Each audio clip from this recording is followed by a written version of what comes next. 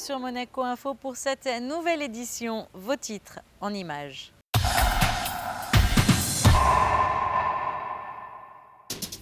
Mieux faire connaître la principauté et ses spécificités au-delà des frontières, telle est la mission du gouvernement princier. Plus de détails dans ce journal. L'intégration professionnelle des jeunes de Monaco, l'accompagnement du gouvernement princier, tel était le thème du petit déjeuner débat de la JCE auquel a participé Stéphane Valéry, le conseiller de gouvernement pour les affaires sociales et la santé. Le yachting continue de séduire, le Monaco Yacht Show qui vient d'ouvrir ses portes sur le port Hercule le prouve. Tour d'horizon de ce salon dans cette édition. Et puis nous refermerons ce journal avec les clichés du photographe disparu, Fabrizio Latorre, qui laisse derrière lui de magnifiques souvenirs. Mais avant de développer ces titres, le message que vient d'adresser le prince Albert au président de la République française, François Hollande, après l'annonce de la mort d'Hervé Gourdel, guide de haute montagne et originaire de Saint-Martin-Vésubie. Voici le message adressé par le souverain. Monsieur le Président, je m'incline avec respect devant la mémoire d'Hervé Gourdel, l'accablement de sa famille, la consternation du peuple français. Ensemble, nous savons que l'histoire démontre que les actes de barbarie n'ont jamais le dernier mot. Je vous assure, Monsieur le Président, de la vive compassion de ma famille et de la population de Monaco.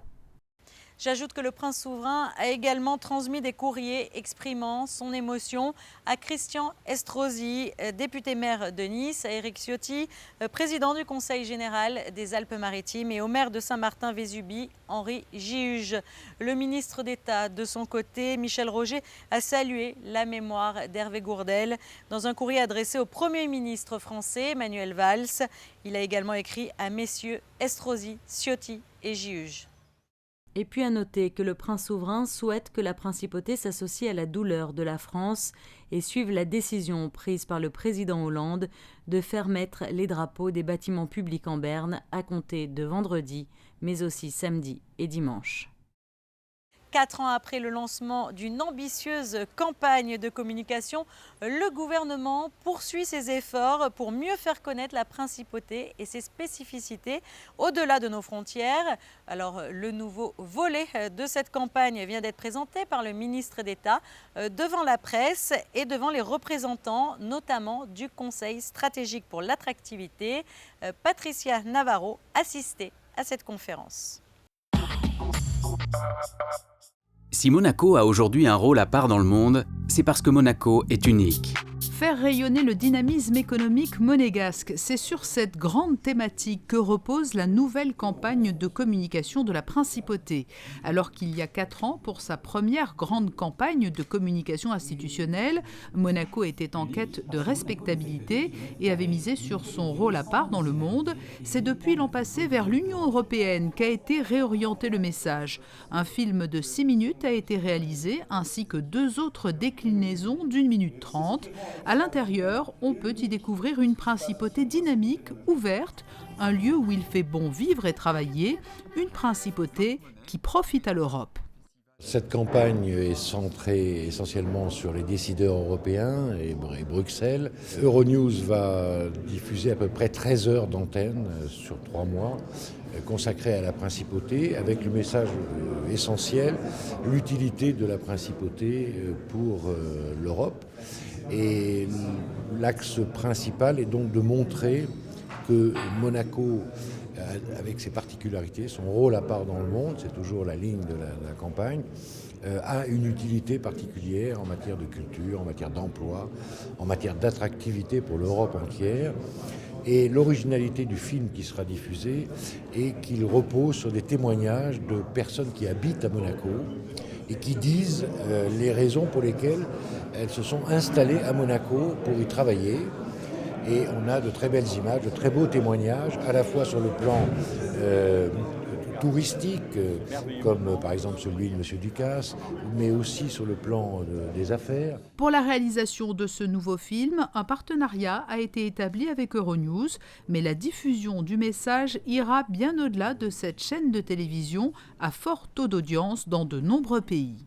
On a une présence sur un certain nombre de sites, de supports médias politiques et d'influence forte francophones et anglophones.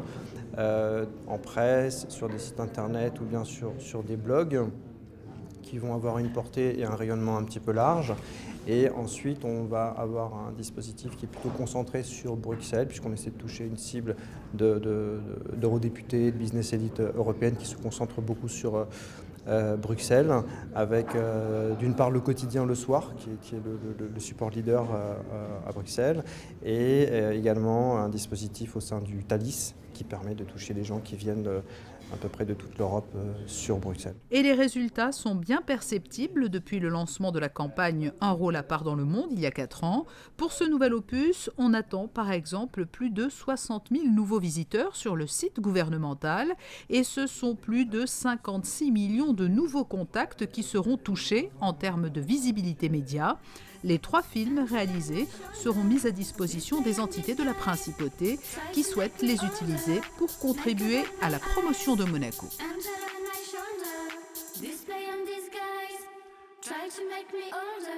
Le conseiller de gouvernement pour les affaires sociales et la santé, Stéphane Valéry, a participé ce jeudi matin à un petit déjeuner donné par la Jeune Chambre économique de Monaco. L'intégration professionnelle des jeunes de Monaco, l'accompagnement du gouvernement princier, tel était le thème de ce nouveau rendez-vous. Sandrine Nègre et Olivier Bonello étaient sur place.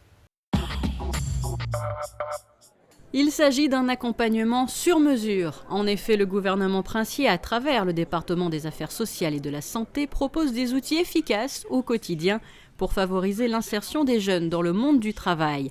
Une intégration professionnelle qui nécessite les énergies de plusieurs cellules et services. Elle repose également sur des liens et des partenariats noués avec différentes entreprises de la Principauté. On a une jeunesse qui est très bien formée par l'Éducation nationale de Monaco, qui fait ensuite très souvent des études supérieures brillantes.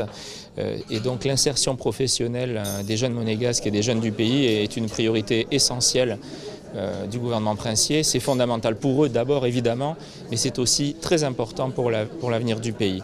C'est pour ça que nous mettons tous les moyens en œuvre à travers la cellule emploi jeune du service de l'emploi, à travers la commission d'insertion des diplômés qui a été créée en 2010 quand je suis arrivé au département des affaires sociales. Nous mettons tout en œuvre pour les aider au mieux à s'insérer à Monaco, pour pouvoir vivre et travailler au pays avec un accompagnement personnalisé et qui constitue vraiment et sincèrement une priorité absolue pour nous tous. Que ce soit au sein du service de l'emploi ou au sein de la commission d'insertion des diplômés ou même tout simplement au sein du gouvernement princier, nous avons fait nôtre une formule que j'aime beaucoup d'André Malraux qui disait que la jeunesse est une religion dont il faut toujours finir par se convertir. Et les résultats parlent d'eux-mêmes. Des jeunes sont d'ailleurs venus parler de leurs expériences, des jeunes qui ont été aidés au cours de leur parcours par Sophie Vincent et Maryse Battaglia, respectivement chefs du service de l'emploi et chargés de mission auprès de la commission d'insertion des diplômés. Entretiens et rencontres, concertations, formations en alternance, stages, dispositifs financiers, services de pré-embauche, journée des métiers, forum de la formation en alternance et rencontres des métiers de la banque et de la finance, développement des réseaux. Les dispositifs sont nombreux, une offre qui devrait s'enrichir dans quelques temps de la mise en place d'un système de parrainage pour accompagner, suivre, soutenir et conseiller les jeunes à la recherche d'un emploi. Et des mesures auxquelles les membres de la Jeune Chambre économique sont toujours très attentifs. C'est vrai que c'était important de montrer que cette commission d'insertion des jeunes diplômés qui a été récemment créée permet à des jeunes diplômés du monde entier, originaires de Monaco, qui ont été installés, qui sont expatriés, de revenir à Monaco, de nous enrichir de leurs expériences et de leur parcours et de nous permettre aussi à nous, Jeune Chambre, de pouvoir grandir avec eux et de nous enrichir de tous ces parcours. C'est également pour nous et pour nos membres le moyen de se rendre compte que pour certains qui pouvaient douter un petit peu de certaines débouchés à Monaco, de se rendre compte qu'il y a énormément de débouchés dans divers secteurs de l'économie et dans différents types de diplômes. Donc pour eux, c'est vraiment très intéressant de pouvoir se rendre compte qu'il y a des entreprises qui emploient à Monaco, qui sont en plein développement et qui ont besoin d'eux. Et ça permet d'éviter qu'on ait une fuite des talents et de garder vraiment toutes nos ressources à Monaco pour nous aider à grandir. Et ces jeunes qui viennent d'intégrer le monde de l'emploi ont déjà confié vouloir devenir des relais à l'avenir en faisant dans quelques années embaucher les jeunes de demain. Tour d'horizon de la 24e édition du Monaco Yacht Show qui se tient actuellement sur le port Hercule et ce jusqu'à samedi. 34 000 personnes sont attendues et les plus beaux yachts du monde sont présentés. Le yachting, un marché qui se porte plutôt bien, comme nous l'explique Fabien Bonilla. Une année record, 115 unités, des yachts allant de 25 à 100 mètres, 500 exposants venus du monde entier ont investi le port Hercule. Le Monaco Yacht Show est incontestablement un des salons, si ce n'est le salon le plus important du yachting de luxe. Le yachting de luxe qui, cette année, ne connaît pas la crise. Les résultats à l'heure actuelle peuvent être très prometteurs sur les très gros bateaux. Les plus de 100 mètres, un marché en croissance. Nous avons vu aussi qu'il y a de moins en moins de bateaux à la vente et beaucoup plus de bateaux neufs en construction, ce qui est déjà un bon résultat et positif pour les 3 ans à 4 ans à venir. En revanche, le marché du yachting est plus délicat pour les tailles moyennes. Où ils ont souffert le plus, c'est quand même sur les bateaux de taille moyenne de 25 à 30 mètres en très grosse consommation de fuel et qui, avec le prix de l'essence, du fuel qui ont augmenté, c'est eux qui ont souffert le plus. Après, comme je disais, le très gros bateau est en progression constante. Depuis la création de ce salon, il y a 24 ans, le Monaco Yacht Show a évolué, tout comme le style et les dimensions de ces bateaux. Pour vous donner ne serait-ce qu'une idée par rapport aux tailles de bateaux, quand le Yacht Show a commencé dans les années 90, un grand bateau, c'était un bateau de 40 mètres. Il faut savoir qu'aujourd'hui, la taille, quand on parle de la taille moyenne des bateaux exposés qui avoisine 47 mètres, c'est un petit peu le début de gamme de ce qui est présenté à Monaco. Nous atteignons des tailles qui avoisinent les 100 mètres. Maintenant, voilà, un grand bateau, c'est un bateau qui est environ de 90 à 100 mètres, voire plus. Donc bien entendu aussi en termes de design, l'évolution est phénoménale avec des tendances qui évoluent assez rapidement. Et si on prend un bateau qui a été construit il y a 15 ans, ça n'a strictement plus rien à voir avec les bateaux qu'on découvre au Yacht Show cette année. Et si le design a considérablement évolué, les mentalités changent aussi. Les propriétaires et les constructeurs commencent petit à petit à prendre en considération l'environnement et utilisent, pour les bons élèves, des matériaux dits écologiques, des moteurs moins polluants et des procédés éco-responsables. En marge de ce salon du yachting, le prince souverain a reçu de la part des organisateurs un chèque de 45 000 € destiné à financer un programme pour sa fondation, le Pacte Wood Forever. Un programme qui a pour objectif de sensibiliser les constructeurs de bateaux à utiliser du bois issu de forêts gérées durablement pour freiner la déforestation. Sandrine Nègre vous en parlera d'ailleurs dans son magazine environnemental La Ligne Verte. Le jury littéraire composé d'élèves de la Principauté s'est réuni ce mercredi pour élire le coup de cœur des lycéens. Le coup de cœur des lycéens, un événement organisé par la Fondation Prince Pierre de Monaco. Dans une semaine, le palmarès sera proclamé. Plus de détails dans ce reportage. Ils étaient au départ au nombre de 13 romans en lice pour se disputer le titre de coup de cœur des lycéens. Le jury littéraire, composé de 18 élèves au final, tous issus de différents établissements scolaires de la Principauté, a départagé les 4 romans finalistes. Un choix important et réfléchi car les écrits abordaient des sujets graves tels que la mort, la maternité, la violence ou encore la servitude. Des thèmes difficiles et qui ont touché les lycéens. C'est Consolation qui m'a le plus ému au travers de cette narratrice qui racontait l'histoire de sa famille, enfin la mort tragique de son frère qui est décédé dans un accident de voiture. Il faut dire que c'était vraiment fort, c'était vraiment convaincant et je conseille à tous ceux qui entendent ma voix de lire ce livre parce qu'il agit comme une thérapie. Il s'adresse à tout le monde. Le 30 septembre, l'après-midi, les élèves rencontreront les auteurs autour d'un café littéraire et le soir, la cérémonie de gala dévoilera et discernera le coup de cœur des lycéens, édition 2014. Côté culture, triste hasard du calendrier pour le photographe Fabrizio Latorre qui vient tout juste de nous quitter. Le photographe laisse derrière lui de magnifiques clichés en noir et blanc à découvrir à travers une rétrospective à la salle du Quai Antoine Ier. Caroline Fayolle nous dévoile son travail. C'est à travers un sens bien précis que la visite commence, 12 espaces qui s'enchaînent naturellement avec l'aide de panneaux didactiques qui racontent le travail de Fabrizio Latorre. Le monde des années 50 est une rétrospective d'environ 200 photographies en noir et blanc. Une exposition étendue sur 800 mètres carrés où le visiteur parcourt différents continents dans lesquels Fabrizio Latorre a vécu. C'est une exposition qu'on visite avec deux sortes de voyages. Le premier voyage, c'est géographique. Il était romain, il a beaucoup travaillé sur Rome, donc les 3 premières salles portent vraiment sur l'Italie. La 4e, c'est le Vatican, parce que vous ne pouvez pas être un photographe romain sans vous intéresser au Vatican. Et après, les autres pays où il a été. Mais en même temps, le deuxième voyage, c'est de se rendre compte que ce photographe, cet artiste, a fait un vrai voyage philosophique de rapprochement vers les êtres humains. C'était un monsieur très tolérant, très ouvert, qui vivait en empathie avec tout le monde. Et ça, c'est un très beau voyage que l'on fait jusqu'à terminer sur les photos pleines de spiritualité qu'il a rapportées d'Asie.